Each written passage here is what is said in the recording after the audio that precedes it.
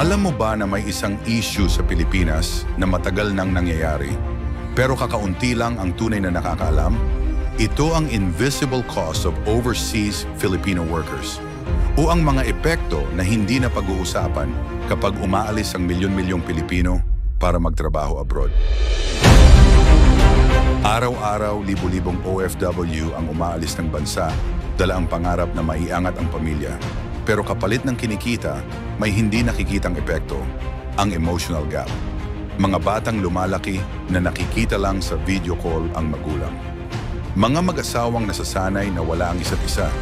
Mga magulang na tumatanda na wala ang mga anak.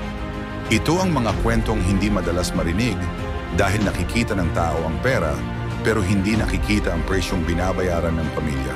Alam mo ba?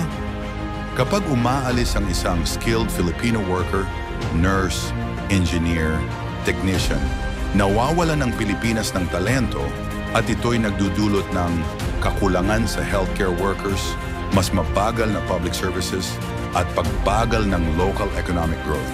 Hindi ito obvious kasi umaangat ang remittances, pero bumabagsak ang local workforce. Karamihan ng OFWs hindi nagsasabi ng tunay nilang nararanasan. Kulang sa tulog, emotional stress, pressure sa pamilya, homesickness, at minsan, pang-aabuso sa trabaho. Tahimik nilang tinitiis dahil ayaw nilang mag-alala ang pamilya sa Pilipinas.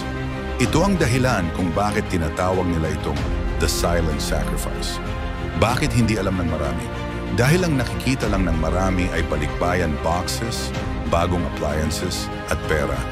Pero hindi napapansin ang story behind the success, ang struggle, pagod, at minsan pag-iisa.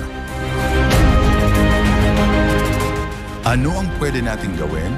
Hindi kailangang malaki, pero malaking bagay na ang kamustahin ng OFW sa hindi lang pera, kundi feelings. Tangkilikin ang local workers, i-educate ang kabataan tungkol sa tunay na epekto ng labor migration, at suportahan ang programs for reintegration. Sa likod ng kinabukasang pinapangarap ng bawat OFW, may mga kwentong tahimik, hindi nakikita, at madalas hindi naiintindihan. Bago tayo humahanga sa tagumpay, sana makita rin natin ang sakripisyo.